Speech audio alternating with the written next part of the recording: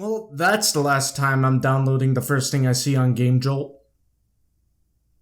Hey guys, it's Mike, and I have something truly terrifying to show you. Terrible Fnaf fan games. Five Nights at Freddy's fan games are known to have varying quality across the board. Some are really good, like really, really good. And then there are others which are complete garbage. So why am I making a video on a select few bad fan games? Well, because they are horrendously bad. And they were also made by me. Yep, your boy is a former Fnaf fan game dev, and today I'm gonna show you all 6 of my horrible fan games. I made the majority of these fan games during the big fan game boom between when Fnaf 3 and Sister Location released. Fan games were popping up everywhere, and I thought I should throw my hat in the ring. However, I didn't really know how to program at all. So what did I use to make games? That's right, Flash.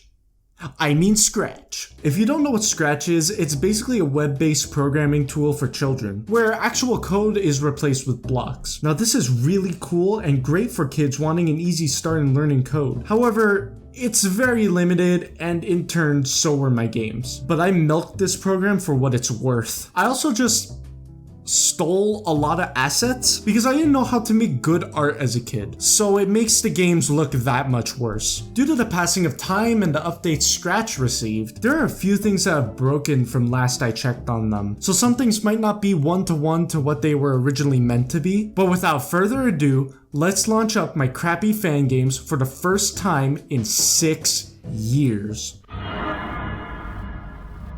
My main fan game series was called Survive Freddy, and the theme of these games was that the only animatronics that existed in these games were the 7,000 iterations of Freddy from the mainline games. You might be wondering why I bundled the first 2 games together, but don't worry, you'll see why soon. Let's hit play and start this masterpiece. Hello? Hello? Hello, if you are hearing this. And if you are hearing this, you've made a bad career choice. Oh my god, I forgot I tried to make phone calls in this game. So, welcome to Freddy Fazbear's Pizza Hut. Pizza Hut? What? Wait, I actually had cutscenes in this game? Survive Freddy, my first FNAF fan game, is about surviving Freddy, and Toy Freddy, and Golden Freddy, and Withered Freddy, and Withered Golden Freddy. There are already too many Freddys. In this game, you have all of one camera to look and see if Freddy is on the stage. He is either there or not, and that's all you do with the camera. You also have a mask that you can wear to fend off the animatronics if they enter your room, similar to how they work in FNAF 2. However, the mask has a limited time where you can wear it, and it has a cooldown as well, so you couldn't keep it on the whole time, leaving you exposed to a jump scare. Now, I tried to get good gameplay footage, but the game was bugging out a ton. The animatronics were supposed to show up in your office so you could react accordingly, but they don't do that anymore for some reason. Also, the office can move off the screen, which I find odd. I did get jump scared and the game froze, so that's where I decided to stop playing the game. It's broken and bad. But now let's look at the secrets. You can't have a FNAF fan game without mini games and lore. By pressing P for some reason, you can unlock a cheats menu. Here you can unlock the purple guy if you want, or you can open up a radio. Yes, graphic design is my passion. The radio would play a Living Tombstone song, or on a slight chance, would open up the one mini game in this fan game. I have no idea what's happening here, but this red bear walks up to a kid and then you get jump scared. I have no idea what this means, but I assure you 11-year-old me was brainstorming some sick lore for this series. Also, if you can maneuver your way past the children, you can also touch the purple guy and then he jump scares you, so looking through the files, I think the only parallel I can make for this game is this red Freddy sprite. It's just Golden Freddy, but red. Trust me, we're gonna see this guy more later on. And that was Survive Freddy. I hate it. Now, why is the second game bundled in this category? Well, Survive Freddy 2 is a clone of Survive Freddy. It literally is a carbon copy with a few changes. Hello? Hello? Hello?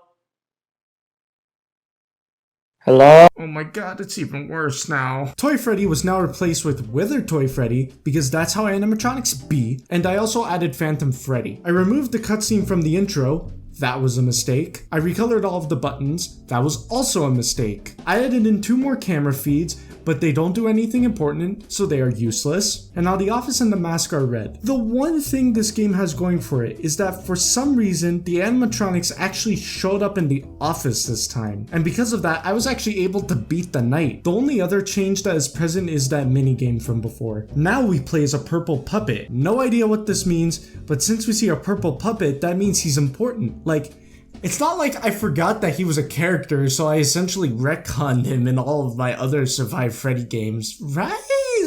No. And that was Survive Freddy 2. I hate it even more. I basically stripped out almost everything that was good about the first game.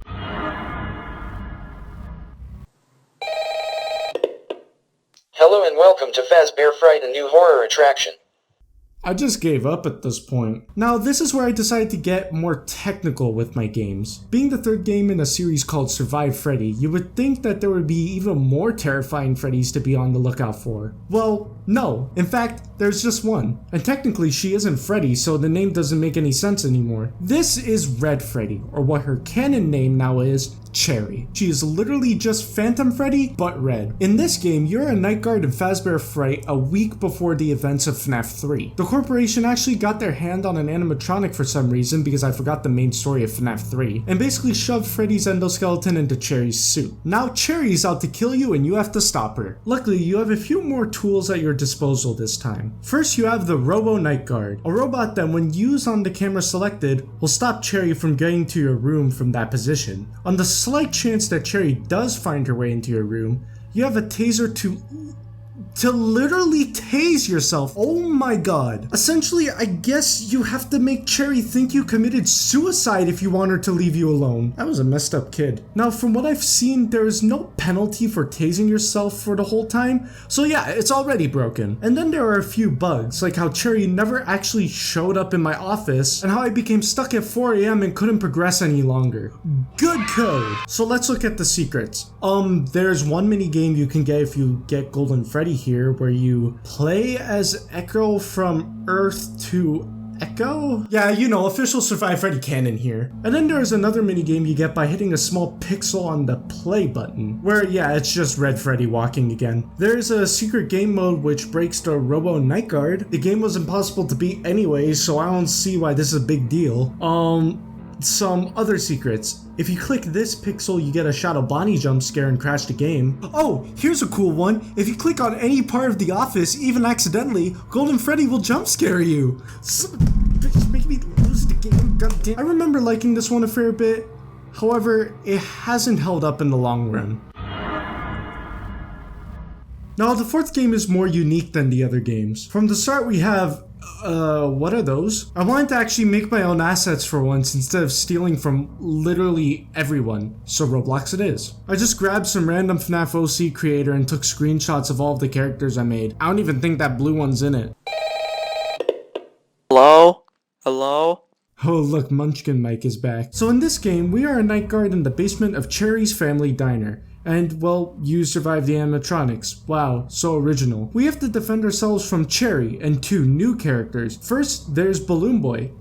Sorry, Blue Boy. Blue Boy is very, very cold. He can make anything cold. We found this out by everyone complaining around him that the air conditioning was on too hard, even though it wasn't on at all. Well, that just sounds like he's an air conditioner. I mean, that's actually genius. AC and fun in one. And then there's Toxic Foxy, who is literally just Phantom Foxy. So the lineup is nothing special, but how is the gameplay? Well, you look around, look at cameras, and Eat pills. So this is a mechanic I copied off of one of those Five Nights at Wario games. Basically, each pill corresponds to a specific status meter and animatronic. So the red pill is for Cherry, the blue pill is for Blue Boy, and the green pill for Foxy. Whenever Cherry jump scares you, your toxic meter goes up. When Blue Boy attacks, your heat meter goes down, and when Foxy jump scares, your heart rate goes up. I think I mixed up the status effects of Foxy and Cherry, but I'm not gonna get into the small details. You eat the corresponding pills to stop the damage, and that's pretty much it. That's how you win. Drug abuse. However, I did find an oversight in my code. Cherry never attacks if you don't look at the camera, so I just didn't look at the camera, sat there, and won. Bad Mike. Bad code. In the next night, there was a wind-up mechanic which was supposed to make things more difficult by keeping the security system active, but I mean it didn't change much. Toxic Foxy and Blue Boy also seemed to be broken, so yeah, I got bored and started looking at the Easter eggs. So if you click space and hit the gray button at the start screen, you get this mini game where you collect cakes. Except this is the first time a mini game is glitched in any way. I don't know if it's from the updates or something, but I remember this one working. I can't complete it because the doors won't work properly. The second mini game can be accessed by pressing this ink stain on the pills tab. You follow Shadow Freddy into a room where you meet a red bunny and Cherry just says, "You." So yeah, that was a game. It was pretty horrible as well, but I feel like if the mechanics were tweaked just a bit more, this could have actually been pretty fun. Although let's be honest, it would probably still been lame. I don't think I ever properly completed this game. It has a few things that don't seem to be working properly and overall just seems unfinished. Other than the title screen, there are overlapping objects, messed up audio cues, and placeholder jump scares. The phone calls are still intact though. I found out a while ago, like not a while ago, like 5 minutes ago, on a newspaper that there was this animatronic that escaped the fire that happened down the street from you. Due to some research that I did recently, there are 2 other animatronics that are in there with you. Well, which one was it? Did you just find out or did you know for like at least 5 hours? You can't do research and only know about it for 5 seconds. So this is a sequel to the 3rd game apparently. After Fazbear Fright burned down, Cherry actually escaped the fire, along with like 5 other characters that didn't exist before. But then again, when did we ever keep the story consistent? You end up in a bubblegum factory of all places because the police told you to collect evidence. Are you a detective? No, to be honest, I have no idea why we're here, and I have no idea why the animatronics are here. Why am I doing this? The only other thing I can really show you about this game is the minigame scene. It's broken and unfinished as well. Over in the top left corner, we have a guy fighting a green dog with a sword. Okay, anyways, if we touch the animatronics up here, we see... But orange guy? Did I predict the orange guy 5 years before he actually became a real character in the main timeline? This game is bad and incomplete. I'm just gonna say it. This is worse than the first and second game. However, all of these bad, buggy games have led to my magnum opus of bad FNAF fan games. Let's finally talk about...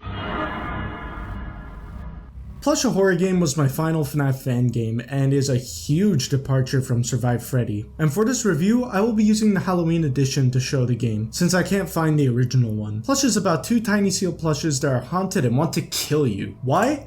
I don't know, but that's not the point. You bought these plushies from a creepy store and now have to survive till 8 AM. Yes, you survived 2 extra hours. I want you to know that 6 hours in the mainline FNAF is actually 4 minutes and 30 seconds, not 6 whole minutes. I didn't know this back when I made games, so the game actually lasts 8 minutes long. That doesn't sound like a lot, but it is when your game isn't very engaging. Now, despite what I said, this is a much more technologically advanced game compared to the other ones. In this game, you can freely move around the house that you are situated in, going to 4 rooms and 2 outside areas. And there actually is an incentive to constantly be moving. If you don't move, eventually you will fall asleep and lose a life. There's also a reason to look around your room. One problem I had with the older games was that I had the office lighting mechanic, but I never utilized it properly like in the mainline games. Here you have to look around not only to see if a plush has followed you, but if you can also pick up potions that randomly spawn, which give you extra lives. You have to also stay awake by hitting the stay awake button. This makes sure you don't fall asleep and lose a life. The only way you can fend off the plushes is by using your flashlight, which only really becomes effective once you get the battery, which allows you to adjust the intensity. You have a starting life total of 3 lives, and if you run out, you get jump scared and lose the game. Also, every time you die, the room room that you died in has a body hanging from the ceiling when you return to it. Cool idea, but probably could have been executed better. I mean, this just blocks the entire view. For once, I actually developed a game with good mechanics. They were intertwined enough to be interesting and even fun at points. However, I may have messed up a few things with some extra items. In your backpack, you can access your potions that you found around the house and drink them. However, I may have made the amount of potions that spawn around the house too high, as I was able to get 13 hearts in my playthrough. If I wanted to lose, I would have to purposely go out of my way to do so. There was also the coffee mechanic. You could drink some coffee from your backpack to shoot up your awareness, so you didn't constantly need to stay awake. The coffee was also on a cooldown, so you couldn't just stuff your face with coffee. But the cooldown for the coffee is so much faster than the speed that your awareness decreases. So I basically never needed to worry about falling asleep. I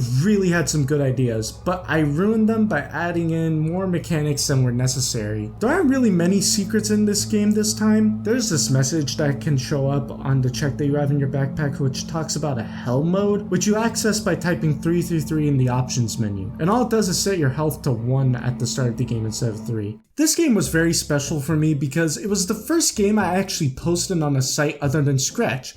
Gamejolt. How did I do this? There was an online program I found which converted Scratch games to Flash, so then I could post these games on Gamejolt as Flash games. And despite its shoddy quality, it was fairly popular. This was the first time I ever got 1K views on something I made, and I was only recently able to achieve a similar milestone by myself on TikTok. It even got 2 Let's Plays on YouTube as well. If you search it up now, you'll only be able to find one, since I asked one of them to take down the video because I didn't like the quality of what I made. And honestly, those videos were amazing. I was extremely humbled. I loved making the game and was on track to make more, but then I started YouTube. I became so engaged with making YouTube videos that I just decided to drop the game developing, in part because making videos was so much more fun, and also I struggled with understanding actual code. With that being said, I don't think I would be against making another Fnaf fan game again. With what I know now, I think I could actually make a game that could meet the expectations of what I envisioned when I was much younger, without stealing assets from the internet and using outdated programming methods. Thank you for tuning in with me to take a trip down memory lane. Make sure you like and subscribe, and remember, don't get